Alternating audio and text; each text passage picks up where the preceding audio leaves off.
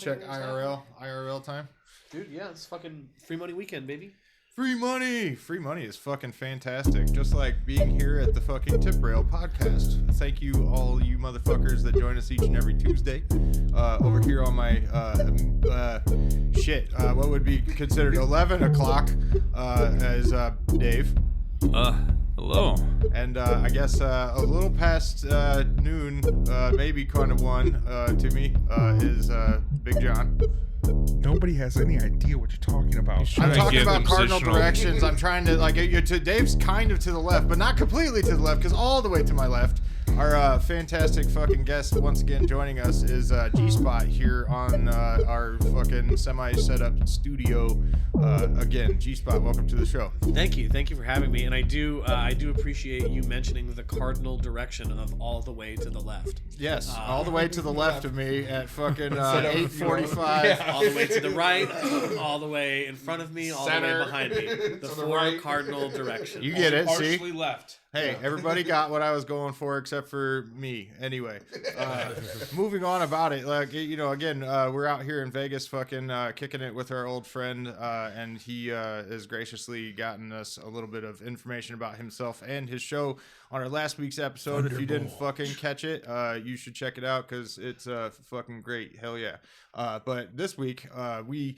freeform it, so our show generally goes about strip club related topics. Do you got any kind of like weird, like you've been to the strip club and seen X, or you've gone to this club and seen Y? What? How many of the strip clubs in the Quad Cities have you been to? There we go. Yeah, We'll start there. Okay. Did you go to the Roger? Well, I mean, I am a fan of dance, and so I have been to a few dance establishments.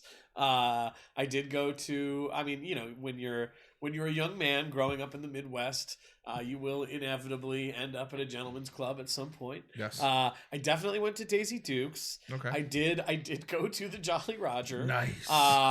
Which was epic. I'm trying to think. I think those might be the only two that I went to there. I have been to other dance establishments Across the great U.S. Yes, across this great nation. Where was your favorite dance club located at? Like the best one that you've been to? I had two. Okay. One based on the people who were great, which was Club Michigan in Sheboygan, Wisconsin. Okay. If you've never been to Club Michigan in Sheboygan, Wisconsin, it's a real treat. It's a very small place. I rap battled a dancer. Nice. If you've never rap battled at a strip club, highly recommend. Now, was this in front of people or just? This was absolutely in front of people. I mean, Okay. It's a small enough place that everything you do is in front of people. everybody. There's no. We did have a rap battle, and I have to say she won. I lost. Oh. I pride myself on winning most rap battles that I do. Okay. And or any sort of contest, I like to win. And Or make friends, one of the two. This dancer in Sheboygan, Wisconsin, she had flow. I don't know what else to say. We also. That's good that you recognize that she was good, man. You know what I mean? Like that's awesome. Hopefully, maybe she makes a lot of money doing that hustle. I don't know. That's fucking wild, dude. We were also. I was also. Did she challenge you? Did she come into the thing like knowing she was gonna whoop your ass in the fucking battle or what? Oh yeah, my buddy that I was on tour with. Is this Steve? No, this isn't Steve. This is Steve's brother, Steven. Okay. Steve's brother, Steven. Gotcha. Yes. So Steven, he, like, we were talking to this girl because, like, I mean, it's a place where it's very tiny, so only locals are there, and we walk in very much looking like we're from the city. Yeah. And people would think we were a band a lot, but we go in, and so everybody knows we're from out of town, and so they're interested. Not a lot going on in Sheboygan, as it turns There's out. not. There's not. So we're talking with basically everybody at the bar, which is, I mean, I could count the number of people who were at this bar, and so we start talking to this girl, and something comes up about rapping, and Steven, like, without, like, instantly is just like, hey, he raps, and, like, I don't really, like, I mean, like, like improv comedy rap, sure, but I would not consider myself a rapper. No. But I mean, like I am from Rock Island. Everybody's a rapper in Rock Island, you know. So like I can Shit, hold I was my a own. rapper in Rock Island once. Yeah. More than once, a couple of times. Yeah, 2 shows. Yeah. But yeah, so she instantly just like starts rapping at me. Like I did not give consent to rap battle her. And Maybe she thought you were gonna get her out of there. Take her on the road with you guys. Maybe, Get her out yeah. of Sheboygan. Yeah. But that was fun. And then we also we made friends with another girl there who was we were competing for an award at the time, which would have gotten us on the cover of a magazine, which we won.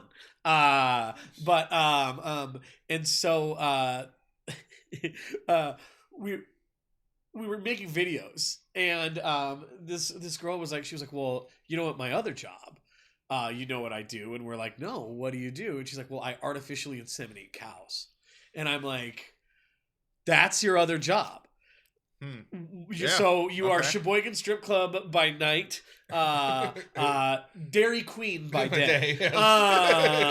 Like incredible. This is and she's like, do you guys think that would be like funny for a video?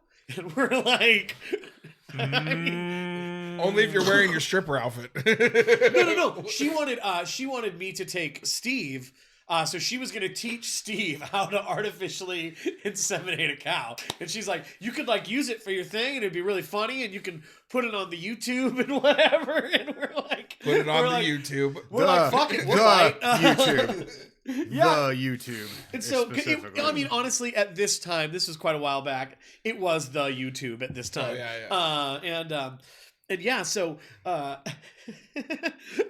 we're like, yeah, we'll do it. You should teach Steve how to artificially inseminate a cow. And she's like, great. I got to be there at like 9 a.m. tomorrow. So get up early. We'll go. I'll show him how it's done. You guys can film your video, and this will be super fun. And we're like, awesome. Nice. In retrospect, I mean, we would have found the humor in artificially inseminating a cow, I think. But in retrospect, maybe not the most comedic video to film. I don't know. But sadly, it didn't happen because we woke up the next day and we texted her like, we're ready to go. We want to film Steve. And she's like, sorry, I can't. We had to leave later, like that by like noon, you know. Yeah. And she's like, sorry, I can't do it. I actually had to call into my other job today because I had to take my son to work.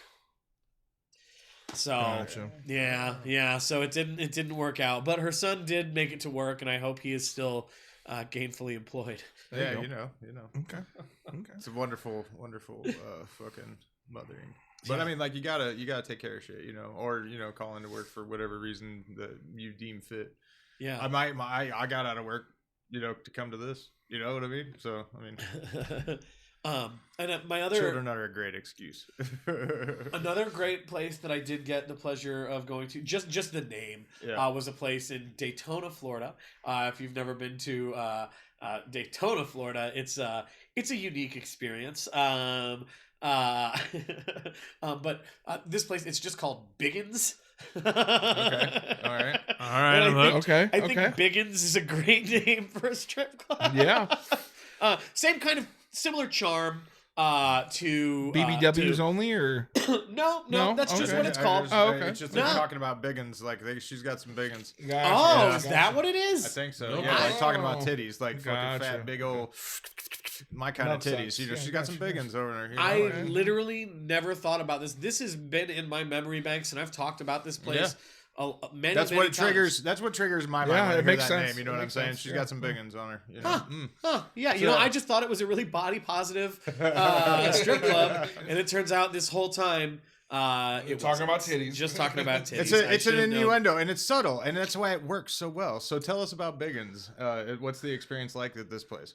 Like I said, similar charm. They have free pool. At least they did at the time. So, you can watch a lady dance scantily clad while gambling for a small amount of money on pool. So that's pretty exciting. I do remember a friend trying to play pool and being interrupted by a lady who wanted to offer him a dance, and he wasn't he is not a person who. This is Steven. He's not a person who enjoys the strip club. Gotcha. And so he was never really having fun. We had to trick him to get him in there.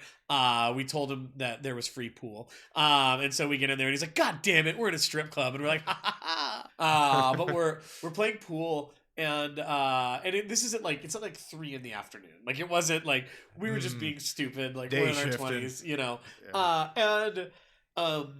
We're playing pool and having a drink, and then we're gonna move on with our night. But this girl is like preventing him from shooting, and he's upset. He just looks pissed off, so he's a target.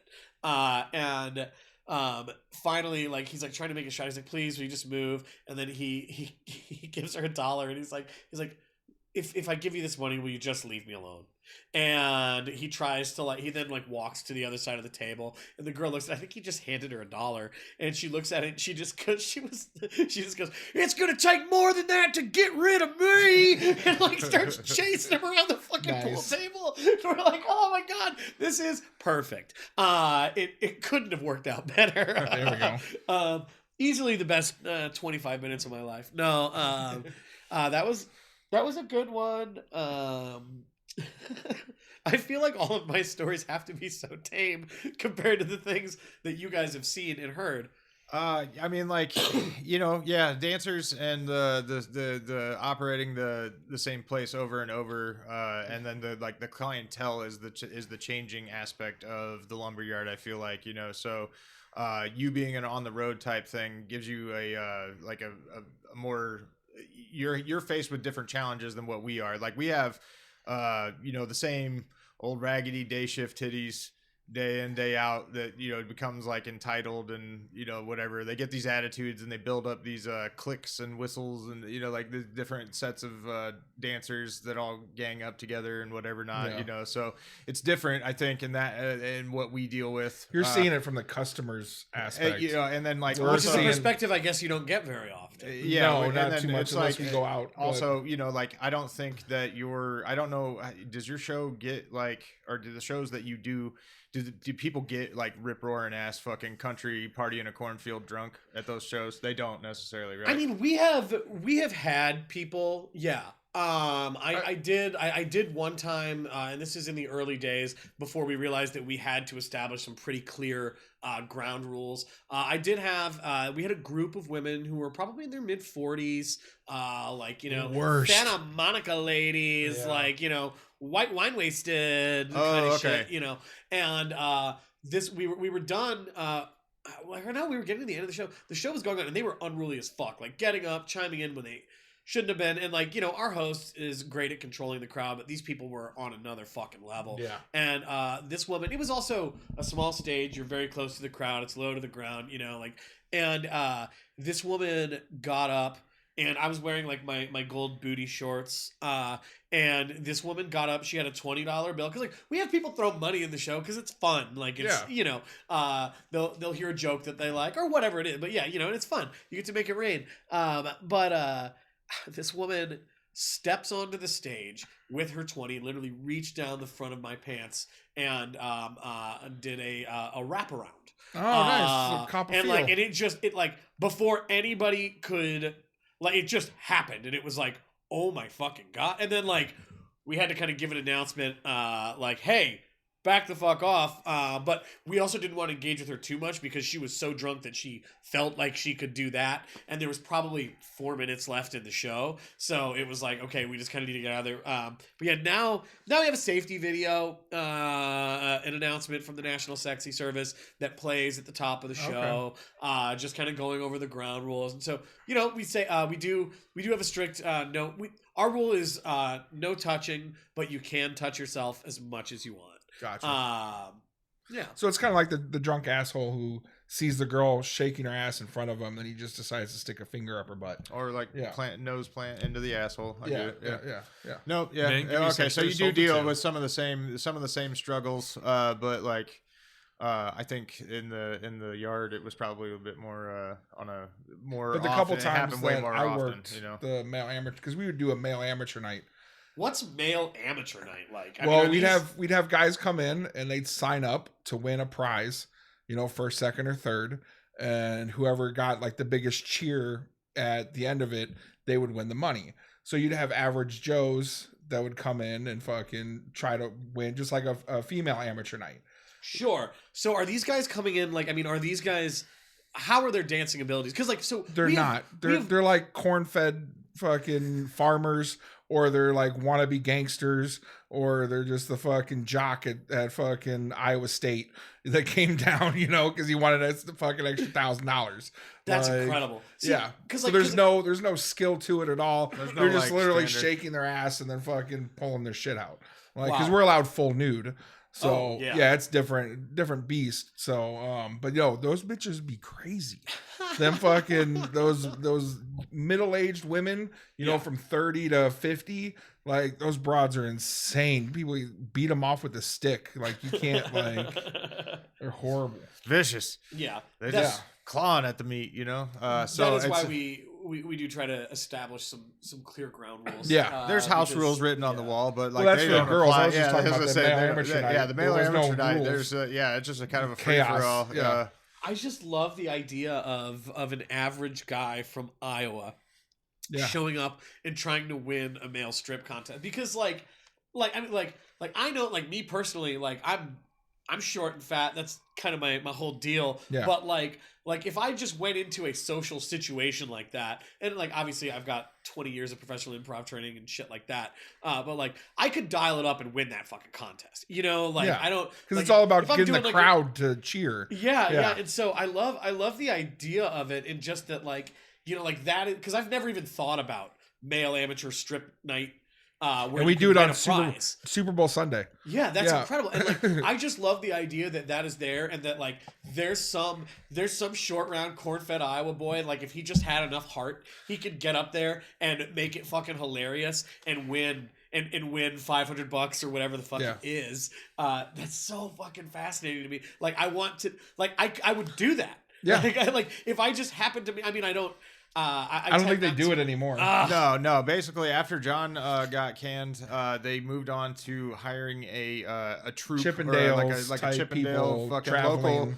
local but traveling company to fucking provide a show that was a choreographed. They came out as firemen. They came out as different like costumes and the set changes.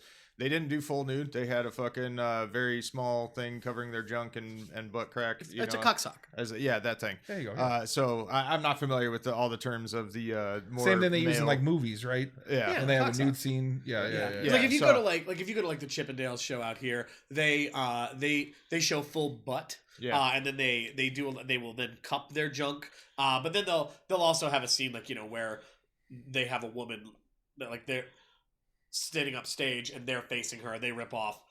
The crowd sees their butt and it looks like she sees their junk. Yeah. She doesn't because it's technically covered. I mean, it's covered. Yeah. They're holding it. And It's as covered yeah. as much as covered can be. Yeah. I mean, I think it's kind of, but not never like full nude. Yeah, so the dance companies that wouldn't do full nude, but they would go down and do private dances, and we didn't really give a fuck. We didn't monitor it or anything. We were too busy. We only had like 2 bouncers, and I'm either DJing it at the. There was 2 that I DJ'd, and then 1 that I fucking worked as a bouncer, I think. Yeah. But yeah, it was a rootin' tootin' time. The male dancers are almost just as much divas as some of the dancers. The dressing room gets a little wild for that shit and a little argumentative and dumb shit like You come walking around the corner and the dude's sitting there fucking beating his meat to try to get it hard so he can go on stage next. Well, Steve over there fucking missed a step in the routine and then got off fucking, off beat. And now we look like a bunch of fucking fools. I'm like, the women are ravenous. Fucking, they're drunk. They don't care. They don't really, do you provide the fantasy that they're looking for the fucking moment? My neighbor's wife went to one for her bachelor party at the yard. And she said she just sat in the back and the girls were more entertaining than the guys on stage. Just because of how ravishing they were just trying to get to the fucking dick. It was crazy. Yeah, it's wild, man. Sometimes when women feel like they can let loose, they just do what they want to do. And, well, I mean, I think because they don't have that outlet like a guy does. They can't go. There's not 5 strip clubs in town like we have. Yeah, they get like once a year or Yeah. every fucking 6 months the fucking tour comes around or something like that. Yeah, so yeah, it's not okay for it's also not okay for you to just be filthy. Yeah. You know, I Yeah, mean, yeah, like yeah. women are shamed for their sexuality. So Yes. yeah, when it's Behind repressed closed and all doors of a sudden or- you're yeah. in a safe space, like yeah, it's gonna get wild. Yeah. Creepball. When you call us, the terror begins. Creepball. Real life ghosts and zombies talk to you. Dial 1-900-490-CREEP. That's 1-900-490-CREEP. Randomly selected callers get connected to me live. Hurry up, we're waiting for you, pigeon. If you're under 18, make sure your parents know you're calling. Just $2 per call.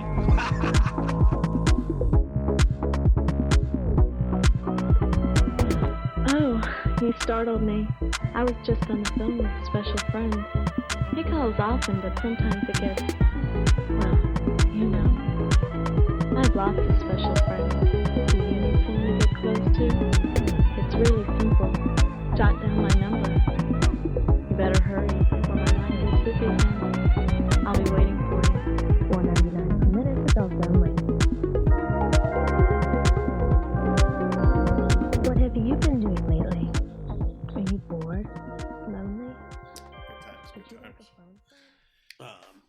So after, not to go too far back on the timeline, but after you left Rock Island, you went up to Chicagoland, right? Yeah, Okay. I was in. I lived in Chicago for about 8 years. What part of Chicago? I lived in a lot of different places.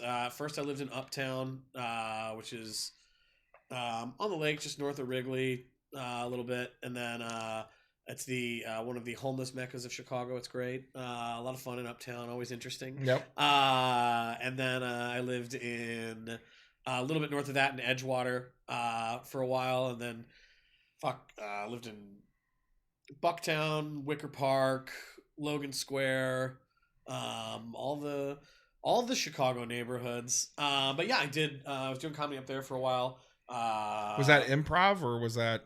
Yeah, mostly yeah. improv. Yeah, so I Okay. started. I was doing improv in my hometown, and was doing about as much of it as I could do there. And I was lucky enough. I started getting paid to do that stuff when I was like 20, which a lot of people never get paid to do it. They just do it because they love it. I was really fortunate that way, and I wanted to learn more. I wanted to learn about long form improv.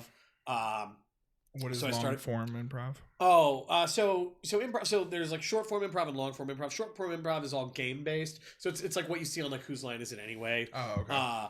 Long form improv isn't game based. It's all scenic, and so as opposed to like different games with different rules, a group gets a suggestion and presents like a 25-ish minute piece improvised. Okay. Yeah, and there are still like technically games within your different long form forms and things like that.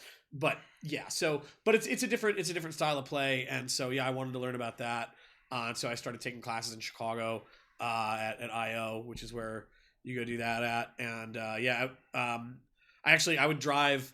So there's a school for improv. Yeah, I didn't know that shit. Okay. Oh yeah. There's there are theaters that you go to. So like IO is the big one where long form improv was invented.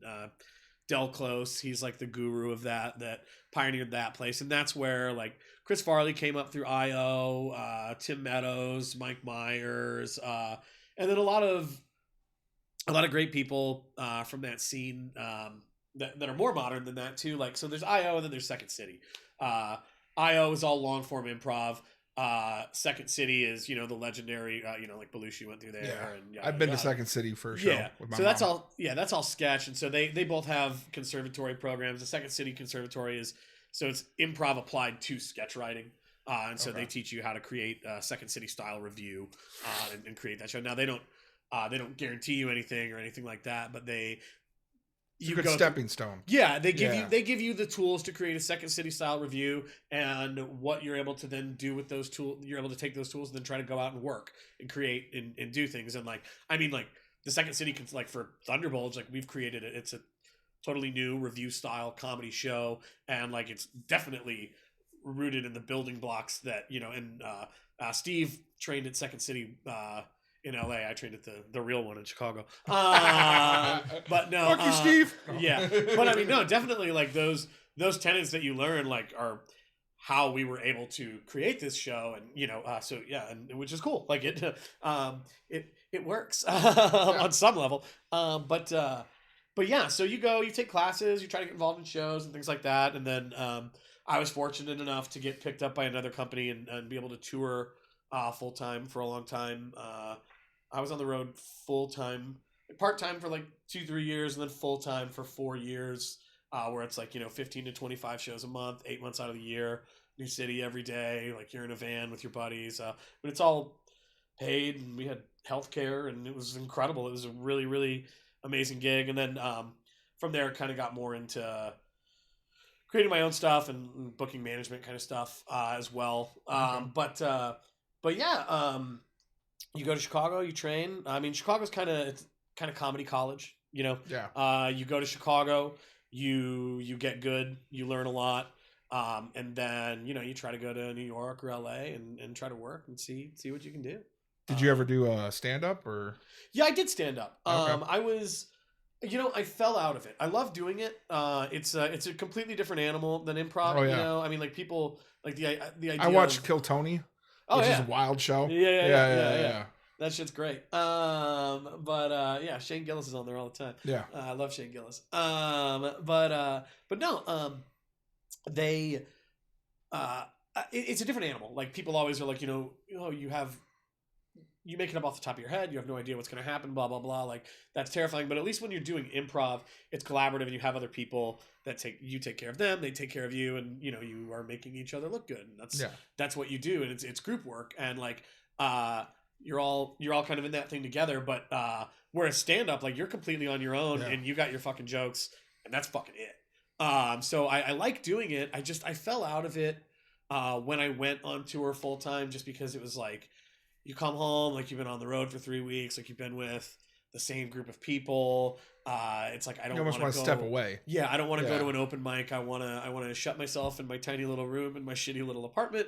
And I want to look at the wall for 2 days and not hear another fucking human being.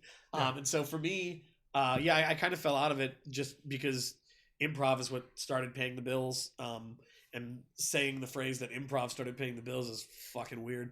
But yeah, but yeah, I do still love doing it. I always feel like maybe I'll go back to it someday, because it is fun and it's a cool outlet. But yeah, Cool. Fuck yeah. Yeah. I recall an improv I went to as an elementary age child, right? And this is at some place in Rock Island, maybe it was Circa 21. Is that that's a theater in Rock Island, right? If I'm not mistaken. Circa that's 21. a theater. Okay, It's a so I dinner think that's where I was at. Might have been some other place. I don't fucking remember. No, they have a space next door where a lot of improvs happen, and there's been a few different companies that have used that space to do improv over the years. I remember I was at the show, and it's called the Speakeasy now, but it's still there. I fucking was I was a judge for this improv, and I'm a kid with my grandma, right? And my suggestion for one of the fucking things was artificial farting, as in like putting your arm under your fucking armpit or making fart noises, right? Then they made me not like farts that could potentially become self-aware. I mean, like, as opposed to those ones. But I like, this is a very significant moment in my life for some reason. But anyway, they put a paper bag on my head for making a rude suggestion or something along that lines, and I was just like, okay, what the fuck? And then I had to pick a whatever, because I was a judge and I had no idea because I had a paper bag on my head and did not see the performance in any manner or way. So that's my experience with improv as a fucking youth. So I don't think I got into it quite as much, but it's a fun stage thing. I'm not as fucking fast-witted. I'm not like a debate type person, so I can't like fucking handle like quick interaction type shit. I'm more of a slower paced conversationalist. No, that's all good. Yeah, I know that particular show that you're talking about, and it is supposed to be a family friendly show, and they do try to keep any bad thing. Now, it's also it's also a show for 14-year-old kids, and artificial farting would be for a right 14-year-old there. is kind of fine, Right, but I mean, like, you this know. is probably like fucking early '90s, like '91. Dude, you didn't. I don't 2, think 3, you know what I deserve mean? the bag. I didn't. I didn't think I did either. I thought I was funny. You know, like farts were funny, man. You know what I'm saying? Like, I don't think that's For a you know, 14-year-old kid. Yeah, I wasn't even that's the 14 peak. probably, dude. I probably was like fucking 8, 9, 10 somewhere. Oh, in yeah, there. Yeah, that's- like fucking even younger. You probably had you to know? grow some balls just to put that out there. That's what I'm saying. Like I was participating, and Yeah. maybe if this wouldn't have happened, maybe I would have been a more socially active and not so fucking awkward person growing up. Who knows? You know? Yeah, man, you didn't deserve the bag for that. That's bullshit. That's that's what I'm saying, man. I appreciate the fucking take on it. Yeah, validation. Now we know why you were bad Yeah. during sex. Good. Yeah, well, the collarbones, man. It is why the only way you can come now is with a paper bag over your head. But As Dave knows, in Diablo Monday.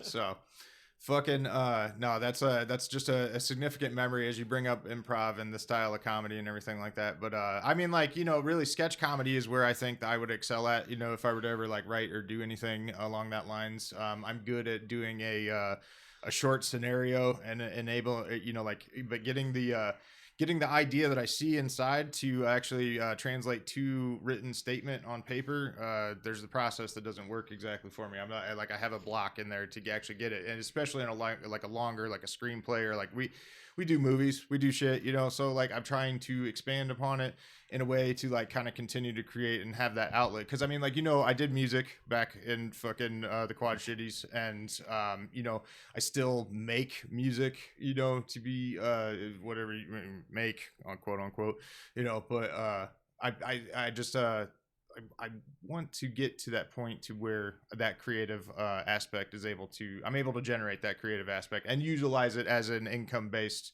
you know, like to start to make money off of my ideas and Sure. being able to get that to go.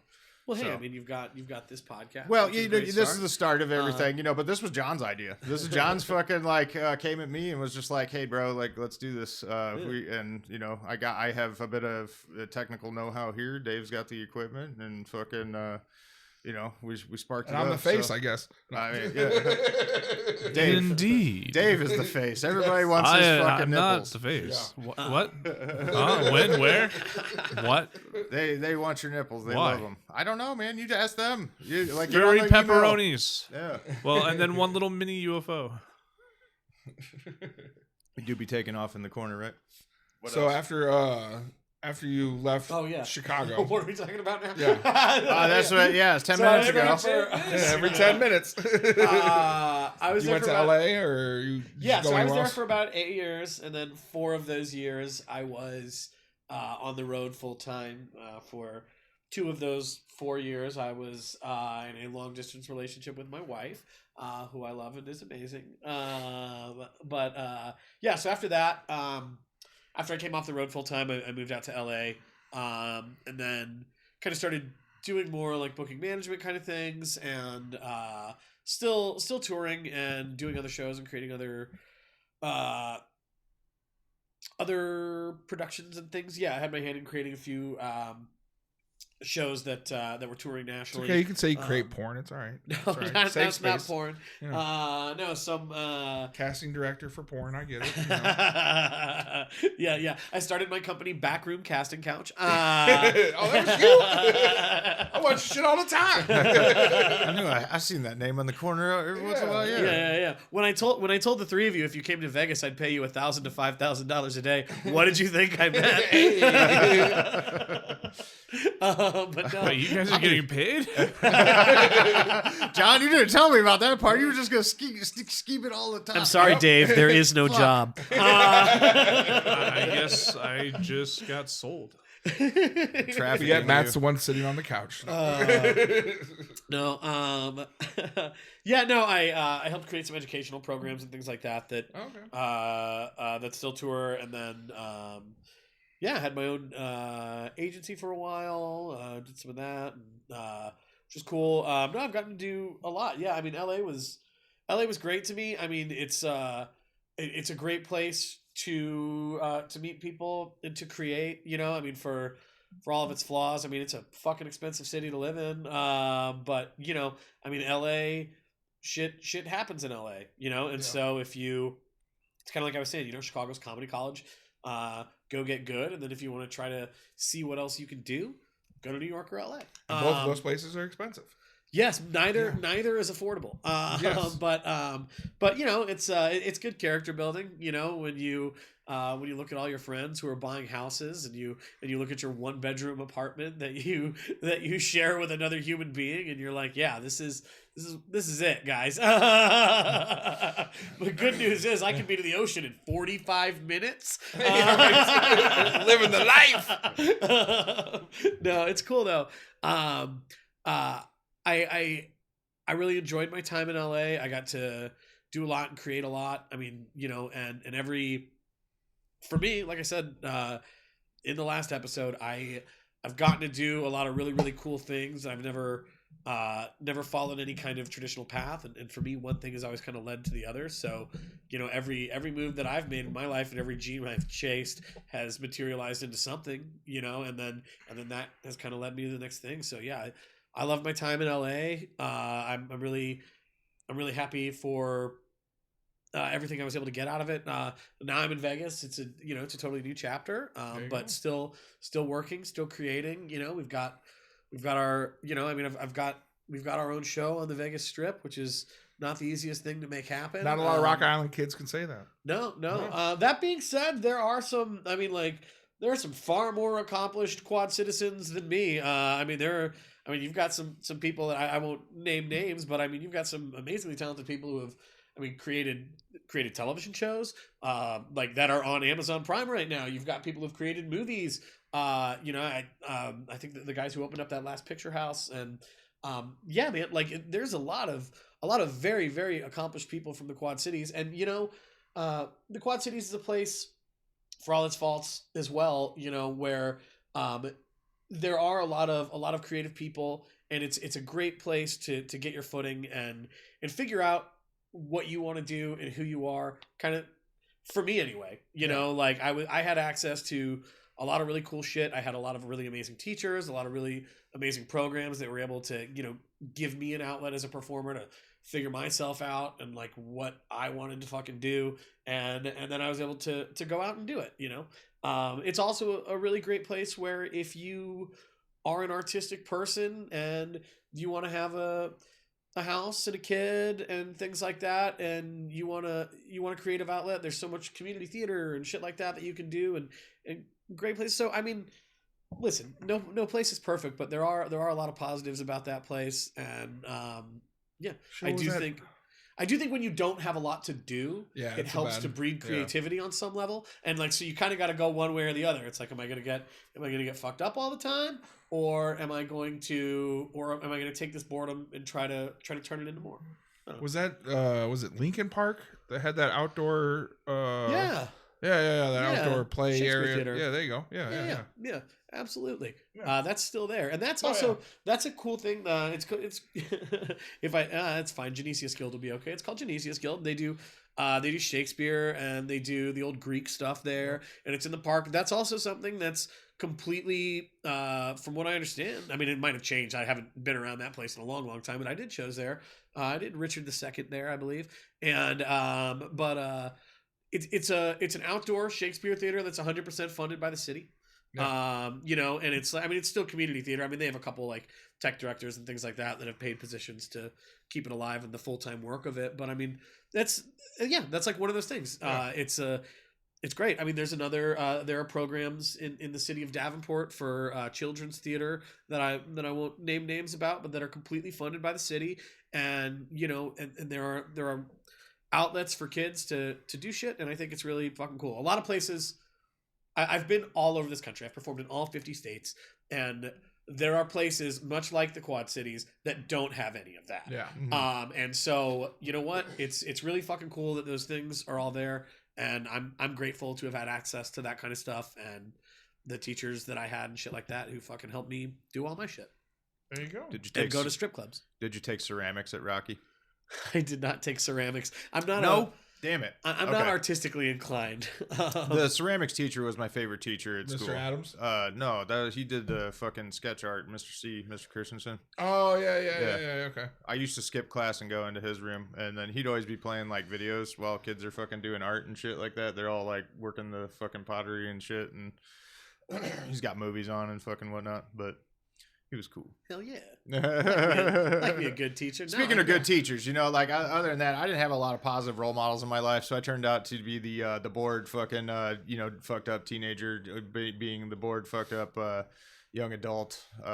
Finally move up to you know, live with John was probably the first step to like getting the fuck out of the Quad City, you know, downside mental state, you know. No. Right. Like I tried with music to make a creative outlet, just wasn't everybody's cup of tea, because I mean, you know, I could have used some therapy when I was younger maybe, and then fucking maybe I would have made better music after that. I don't know.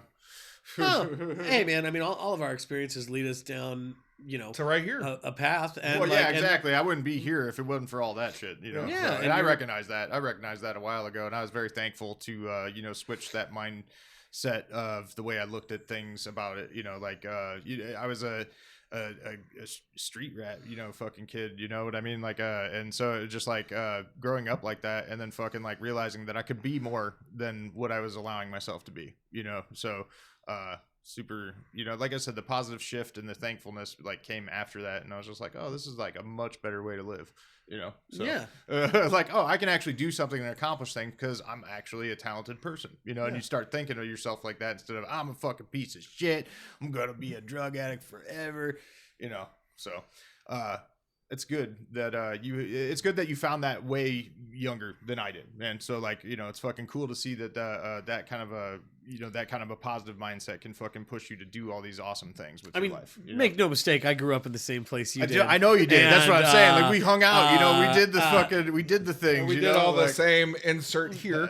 Yeah, there are a lot of things. we ran in the same circles. I just didn't end up fucking trying to drive myself out of it until fucking much later. But it, you know, everybody does it at their own pace. I blossomed. I'm a late bloomer, you know. So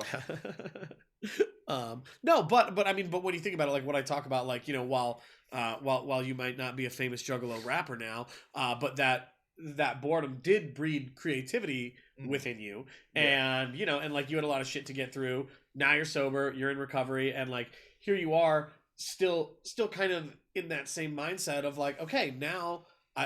You've got something, like you've got this thing that you've created, this thing that you're doing, and it gives you fulfillment. It gives you a sense of purpose, and you know, I don't know. I think it's fucking awesome, and I think that that you're lucky to have this, and yeah, I'm looking for my friends John and Dave. Woo! Love you. I love you guys too. But yeah, dude, no, you're not wrong. This has probably been the most focused my energy's been towards something in a long time. You know, like trying to edit it to put it together and get it put out and everything like that. You know, like the experience has been really fucking super awesome. And again, you know, like I said, I have John to thank for that, for the main, you know, like fucking main vein of it, you know. I'm tugging your balls a little bit, John. Like, give me some fucking You're my response. main Like, vein. I didn't. Normally, you're not so fucking silent about it when I tug I your was balls. just enjoying the praises, bro. Oh, That's okay. all, See, you know, all right. taking I see in. how it is. One breath at a Taking time. it in. Yeah. One tip at a time, right? We're doubling the tip No, today, airtight. Brady. Yeah. So, are episodes of the Tip Rail normally this uplifting? actually, it's Sometimes, yeah. Usually it's the second really. one can get like this. It's Okay, really all right. it's really positive and therapeutic for a lot of the people that we have on. You know, like I said, if you go through the catalog and you listen to some of the episodes for people, I mean, like the club itself has a general, gives you a PTSD about like the world and life, and like You're dealing with the scum of the earth. it's that comes like in. there's some awful Or fucking shit just- that happens. Like there are dudes that fucking you know, like basically like think it's, you know, basically okay to sexually assault women. prostitution. They Yeah, like- sexually assault women like in the open, and it's just like, okay, I had a dude arrested, you know, like for fucking finger banging a drunk chick. She was passed out completely, and so like it's like the experiences I've that we had to people go out through. for having sex on a broken couch in the back corner. It's just like You know, like- Was the law- couch broken when they started having Yes, sex, Oh, or yeah. did they moved break the couch? No, we moved the couch because it was broken into that It's back like corner. yeah, it's like now it you was didn't off think in the you nowhere. didn't think maybe we should get rid of this broken couch? Well, it was Maybe in the middle took of a the while. shift. Yeah, it took a Like, while. so it was just easier to get it, take two bouncers away, move it over to the corner.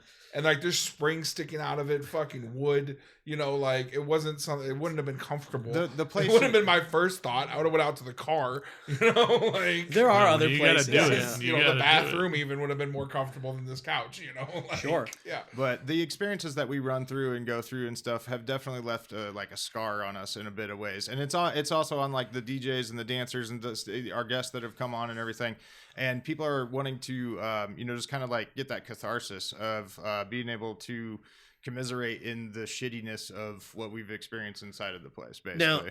Now, do you see, and obviously you're out of the industry, do you see that world changing in any way? Do you see things becoming more safe and more regulated? Like, I don't know. I mean, as we evolve as humans, like I think a lot of the stigmas around all forms of sex work are kind of disappearing. I would say the stigma's kind of lessened, but at the same time in Iowa it hasn't. It's still gross. Yeah, because it's just old people there. Yeah, so they're all just like no. If there's a no build. Like we tried to get to build out a little bit to make a bigger bathroom. Like we weren't trying to add a whole nother wing or like add 10,000 square feet. We were just trying to add a little bit more so we could have a bigger bathroom, and the county said no, you can't expand.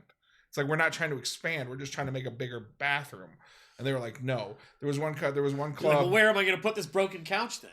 Right? But then there was one club that burnt down, and they wouldn't let them rebuild because they just don't want. They look at it as still that stigma, like it's sex work, it's fucking prostitution, it's old conservative values, with these just like why Iowa isn't legal, like, for marijuana, because our governor sucks and she'd rather get drunk than fucking help anybody. Right. Like, yeah. So they're not on the same fucking program in the sex industry world. But they'll come in and get lap dances and fucking whatever, but yeah, they won't help anybody out with it, It like they had to go to court and like basically sue the county to expand the parking lot. Yeah. Well, I guess it's interesting to me. I mean, obviously, like we've all been to the grimy rural strip club, but I just think about it like from the perspective of Vegas and how many of these kind of places exist. And not that there's not grimy strip clubs in Vegas and things like that, but how a lot of it in a lot of ways is cleaned up and turned into a form of entertainment, that doesn't necessarily have to be people trying to sexually their assault drug addictions and sexually assault people, and and it can. Well, just like in Vegas, we have the higher so much end cabaret style entertainment. Yeah, we have the higher end clubs, and then you got your lower end clubs that will hire the pregnant chick or the chick that's bleeding from her forearm because she just got done shooting up in the car. Like where we tried, like at least I did, we tried to hide that more and not hire those people at all. Sure. But if you get a girl who comes in and she's a fucking 11 and she's smoking hot, maybe she's got a heroin problem. But we try, that's none of our business, in a sense. But I mean, like at the same time, you want your dancers to fucking be functional. Yeah. What I mean? Yeah. So, at least we did. New management. Haven't there been strip clubs that have been unionizing? There could be, to be honest. I know they tried to do that like right around COVID, because the whole thing, because they weren't allowed to work and blah, blah, blah, blah, blah, blah, and all that. But, I know a lot of states don't like unions, so a lot of the states. The fucking people that want to make money, people that want to make money don't like unions because it just forces them to not make as much money. Yeah. Which I mean, hooray capitalism. But like the unionization of dancers in a way, if like they could literally all get on board, but like the problem is that like dancers are everywhere. You can't like create you could possibly create a nationalized fucking union standard for fucking dancers, but I mean like, but they wouldn't be able to go on strike like a union because you'd still have that girl. They literally could. But you'd have the girl that needs that money every day. Right. Exactly. That's the same problem with any other fucking non-union type place. Like they fucking, they don't have that ability to stop working. Like, I couldn't fucking strike at my job. There's a union side to the job, but I couldn't afford it for my household. Like, I don't have any benefits or coverage on my particular portion. And so it's like, well, even for like a good union, strike pay isn't good pay. It's right. But I mean, like you're trying to prove a point, so everybody's supposed to kind of like join together and like we're all gonna struggle together, and that's the point of it. And like I mean, like if you could literally get the entire fucking like actual working population to be able to do that to the fucking people that have all the money, maybe you know. But I don't think that's a possibility. A lot of people live paycheck to paycheck. I live paycheck to paycheck right at the moment. I don't have much of a fucking backup following. Like any of that kind of shit. So, I got fucking bills to pay. I got kids to fucking feed, So, that's my stance on it. Everybody, if we all get everybody on together and fucking, some basic human rights would be great. And then, But I mean, we always tried to make it a safe environment for the girl. Yeah. So we back to strip clubs. My bad. Yeah, we didn't allow the fucking like if the guy came in and was douchey or pulled his dick out or fucking whatever, he got taken out the back door and fucking put in the Now how often did you get to open the door with someone's fucking head? Oh, probably every fucking weekend. Every day. Yeah, I mean, it was. So like, how much leeway do you have to whoop a guy's ass? We had the county sheriffs basically in our back pocket. They loved us. They would anything we'd say to them, they'd take it as gold and they'd fucking run with it.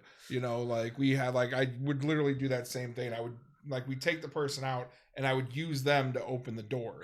So I'm not putting my hand in and pushing the door open first and then taking them out. No, I'm using them to open the door. The technique was explained in the movie Casino. Yeah. And that's basically where I got not to be cheesy, but that's where I got you're nice until you're not supposed to be nice anymore. Yeah. As a bouncer, you want to bring off that nice vibe. Hey, I'm here to be your friend. Yeah, I'm going to get you some ice. I'm going to take care of you. Oh, you want a hot blonde? Give me a second. Let me go get one. Fucking boom, here you go. Give me a little money, scratch. I'll take care of you all night. You're good. But once you fuck up, I'm not your friend anymore. I don't give a fuck how much money you've given me all night. I gave you hundreds of dollars. No, you did. You gave me fucking 12. Fuck off. I appreciate the 12, but fuck you. Here's your piss mud. So we had the piss mud door. So as bouncers, sometimes the bathroom's fucking pretty full. So you go out the back door and there was a little the way the water drained off the building, it went into across the neighbor's property, right? Oh, perfect. And so you just stand out there. It's dark as fuck. And you take a piss real quick and you go back inside. Well, sometimes you're kicking somebody out of the private dance room, which is right there by that door, and you just take them out and you throw them out there, and they fucking stumble and go into the piss mud. Yeah. Joke's on you. That guy would have paid extra to get pissed on. We had guys like that like to get pissed on too. Yeah. No, there's all kinds of the sounding guy. I don't know if you know what sounding or that is. Nope. No, it's where guys like to take rods and shove them in the head of their dick. Oh boy. Yeah. That's a specific fetish. There was a guy that would come in and show the girls videos during private dances of him doing that, and he'd pay the girls to show him that. So. That was, we get some wild ass shit in the fucking strip club. So I mean, so you got to go back and listen to some stories, man. Yeah, but you got to be careful with that guy too, because as you're kicking him out, the threats are escalating, and you're like, "I'll fucking jam something in your dick," and he's like, "Yes, that's what I'm here for."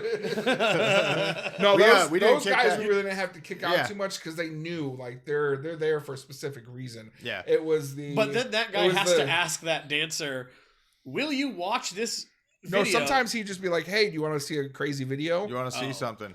Hey, do you want to see something?" I think was specifically what one of our guests had said. Yeah, he doesn't give him any kind of leeway. Hey, I'm about to show you a video of me shoving a rod in my dick. Do you want to watch it? No, it was just hey, you want to see something? Okay, yeah. Because I mean, I guess if you've got clear, but if the girl doesn't, rules if the girl doesn't complain, consented upon, but oh boy, okay. Yeah. But no, it was more the 18-year-old punk kid who thinks he's a badass and can fucking do whatever he wants, and he's drunk. Or the 21-year-old bachelor party that comes in and they fucking, I spent $15 at the door. There's 30 of us. That's fucking, a couple $100. We can do whatever we want in here. It's no, you can't. Right. So what you're saying essentially is that along with infinite space, which extends beyond perpetual bigness, there's also infinite smallness? How? Easy. Take an asymptotic line and extend it out. Right. So perpetual bigness exists simultaneously with perpetual smallness. What was I thinking?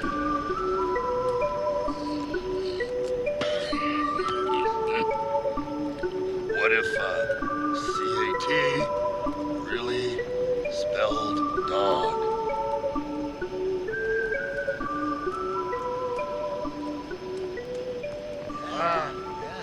That's heavy, Ogre. No, you don't own this fucking place. Fuck off. We can do whatever we want, technically speaking, within a semi-limited range, but yeah. Like I can't directly pee on you, but I can pee on you. Yeah, we'll just take you out this other door. Wow, this is eye-opening. As most customers don't see that. They just see us carrying a fucking dude out, or fucking we start a little fight in the inside and take it outside, right. Or they don't see it at all because all the fight happens outside, Yeah, they're taking on a bachelor, like there's 7 bouncers and they're taking on a 30-pack of fucking bachelor party. I was gonna say that's gotta happen too, right? Where, they decide to fight back. That fucking outdoor air hits them, and all of a sudden they get some fucking stamina, and they just start swinging on everybody in the parking lot, and it's fucking like they're fighting all bouncers in the parking lot. There was a Tuxedo Show Club in Davenport. There was 2 party buses. They were both blacked out, so they looked identical. There was one group on the bus partying, probably doing drugs or drinking, whatever, and the other group went on that bus by mistake, and they didn't want to leave because they thought it was their bus, and they got into a fight. My boss called me out and was like, "Hey, we got a fight on a bus." And we both looked at each other like, we're not going on the bus to break this shit up. Just call the cops. The cops came there, opened up the back door, and threw a fucking tear gas bomb in the back door and then shut it. Holy shit. And let them fucking stumble out. And then fucking people who were still trying to fight the cops got tased. But then there was that one guy in the back of the bus. There was a guy, tear gas is my fetish. There was a dude bigger than me. They tased him with 2 different like the fucking shootout ones from 2 different cops, and he still didn't go down. Like he's like, this is the only way. He's like, this is the only way I can feel something. Thank you. My dick's hard. Yes. Finally. Yeah. I'm taking so much steroids I don't even know where my dick is, but I do today. It's just a bean. Yeah. Bean. Jesus Christ. I mean, I assume it gets wild, but when you hear specifics, it is definitely enlightening. Yeah. Man, I feel like I feel like I missed my window if I was going to do strip club bouncer.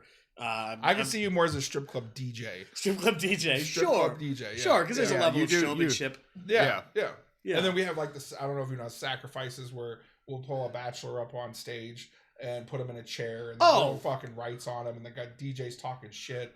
Fucking all that's you. So I do want to talk about this. Okay. Because I don't understand the shaming, painful thing. So I actually, interestingly enough, at your strip club, it was my friend Steve's last night that he was going to be traveling with us. We happened to be driving through, and I was like, you know what? We're going to take Steve for his last night, and we're gonna do it up big. We're gonna go to this place in my hometown. We're driving through, and it'll be a lot of fun. And so I remember I went.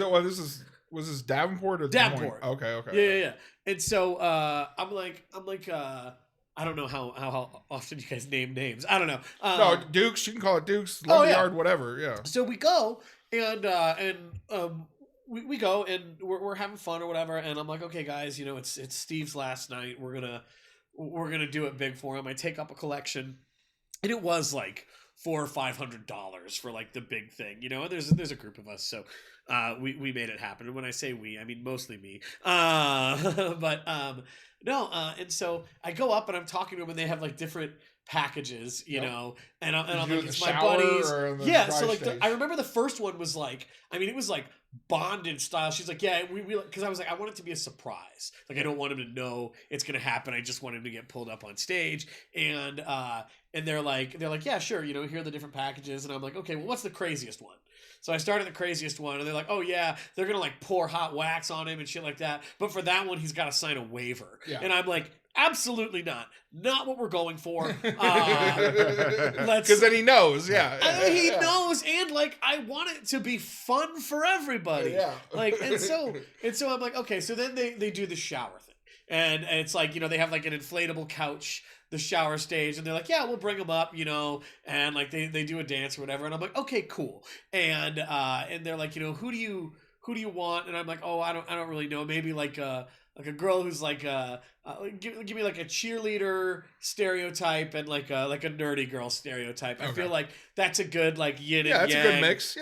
For this kind of thing, And I'm thinking it's gonna be fun, like the level of fun. I'm thinking like Def Leppard video, kind of he's gonna have a great time. And I specifically said I was like, because I was talking to them about the waiver one, and I specifically said, I'm like, I don't want anything like that. Like, I don't want them to beat him up. Like, I want it to just be like fun Lovey-dovey. and sexy. Like, you know, yeah. like make him have a good time. And so, you know, they call him up and they bring him out in communal swim trunks. And they, you know, they sit him down and they just go right into it. They're slapping him, they're scratching him, they beat the shit out of him. Like and I'm like, this isn't what I paid for.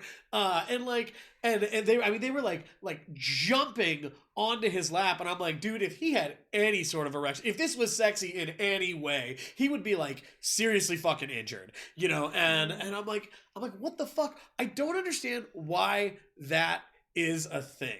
Like, and why I couldn't have it the fun, sexy way, and why they had to just beat the shit out of him. I mean, he had scratches like all over his chest and his back. Like, and like his girlfriend at the time knew we were going. Like, it was fine. It was, but like, he gets home and she's like, "What the fuck happened to you?" And he's like, "I don't know." Luckily, he's a great sport and like fucking leaned into it. It was like, yeah, but like, I don't understand, why is that.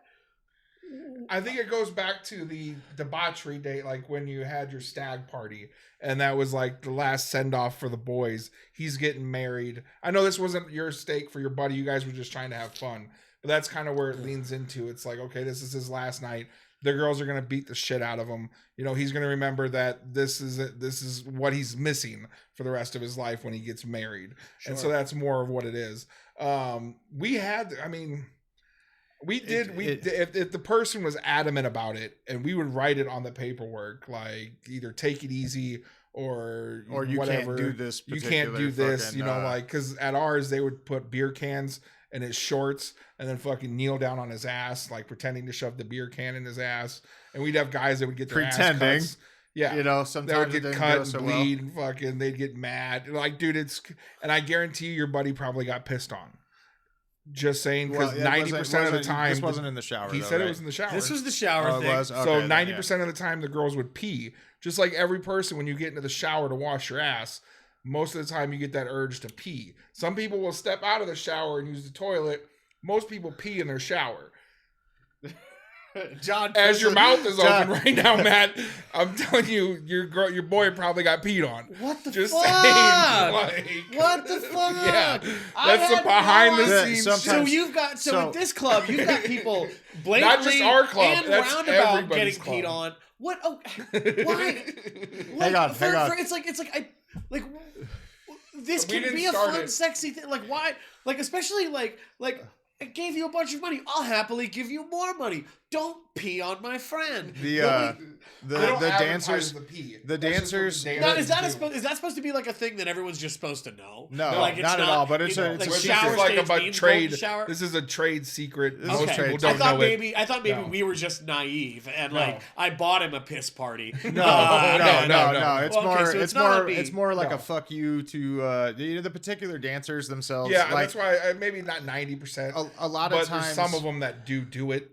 You know, like just because they didn't, like maybe they're having a bad night, they just want to fucking get revenge on whatever, or that's just their fucking kink. They want to pee on people, you know, and they just do it to fucking do their own jollies, apparently. Yeah. But at the same time, it's like a lot of the girls, when you tell them that you don't want something done, it just urges them to do it, you know? So yeah, it's kind of like, don't press the red button. It's like, yeah, it's like, oh, they don't want us to beat this guy up, and then they go, and, you know, I get it that, like, you specifically asked for it. Maybe it wasn't conveyed to the fucking dancers themselves, but I mean, like, a lot of times, you know, there's a lot of moving parts in the strip club, and getting that sacrifice to the DJ, getting organized to get a girl to go do that fucking thing. Again, could have been lost in translation. Sometimes the DJs that fucking run the show are egotistical assholes, something like that. I don't know exactly. I guess I just don't understand why I don't know what DJ did that. You know what I mean? Like, that's what it was created. That's how that fucking business was ago. Yeah, and that's just what it was. You know, I'm sure even during the 80s shows, and early 90s, like we had a DJ on that started in 1993.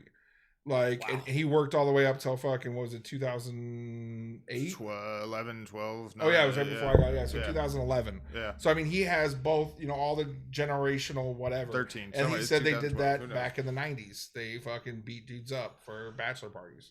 Yeah. Like, So I don't yeah. know. It's just like it's the. I'm sure that there are places that do a much gentler like stage thing, but I mean, like if you want an intimate time with a girl, like find one that you like and get a private dance Or a instead of VIP, on stage. I mean, you like know, if you like- want to watch.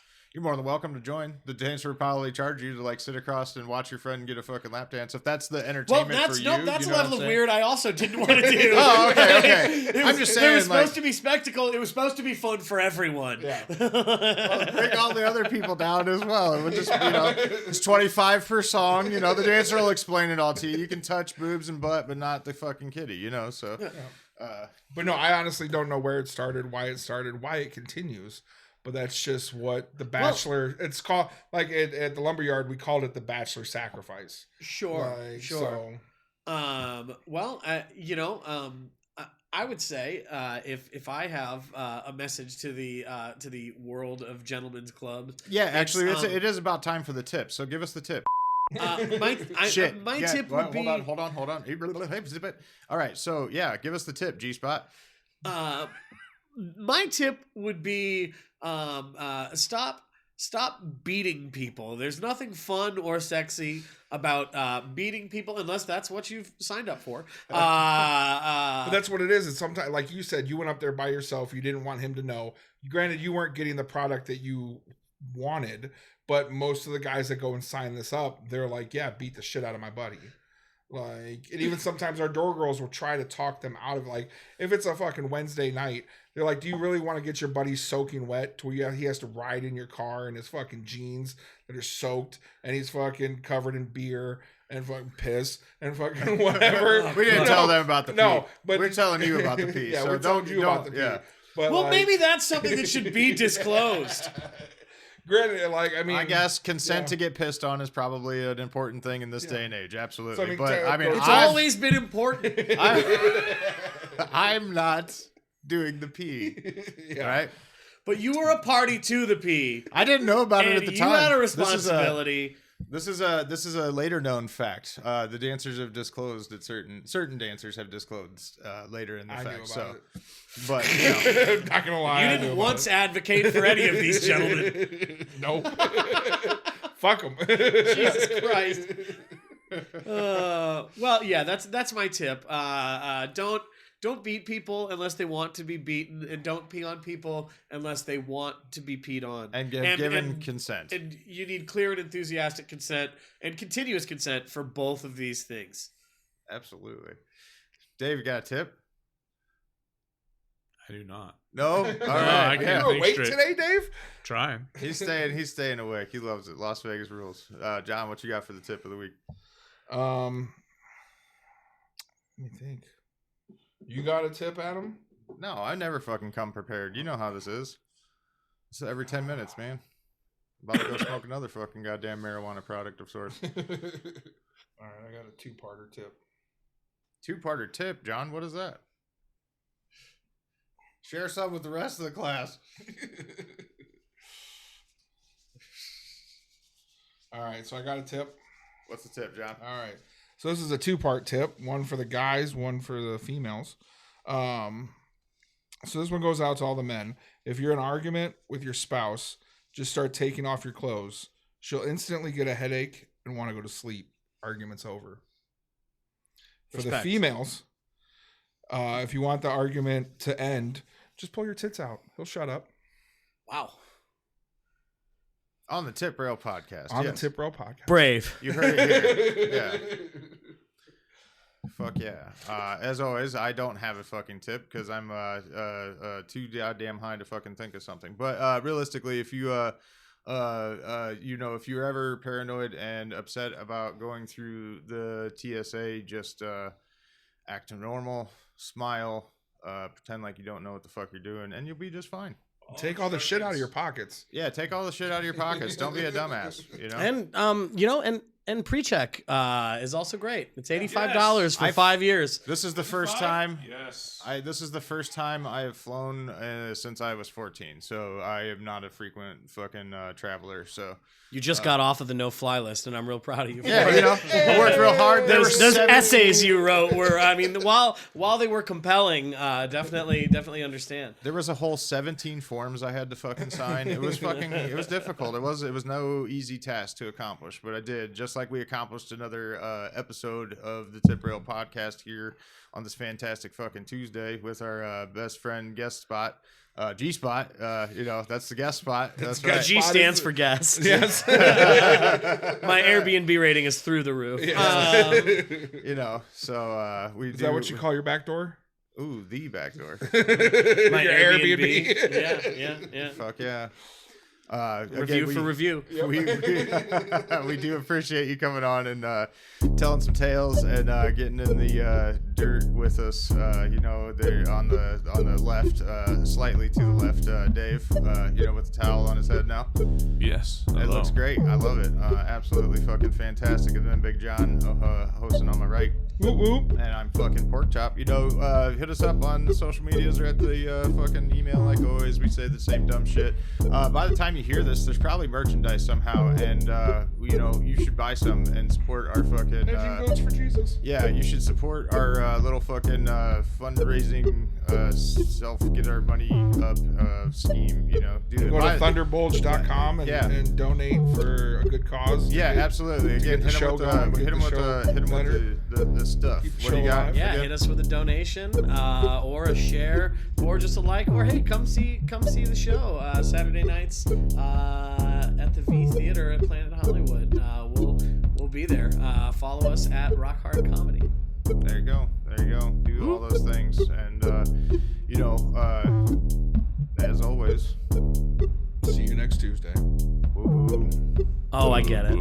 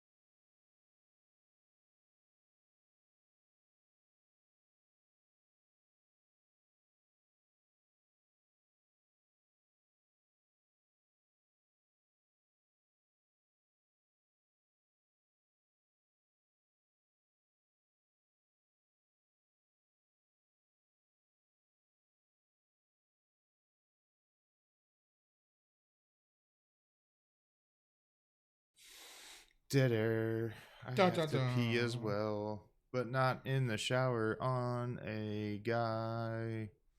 That's a first. If I could get paid to do that, maybe I would. Pee. Ooh, I heard that. Old crickety crackety bones. Let's take a 5-minute yoga break. Okay. I'm right underneath the vent, so I was like freezing the whole time. Oh. My makeshift blanket last night. There's probably a blanket in the closet. Oh, it was fucking stoned as fuck. I didn't know We'll get you set up better with everything this evening. Sorry, man. Oh, that's fine. This works out just fine. It's just my forearms. Oh no, G-Spot fucking clogged the toilet too.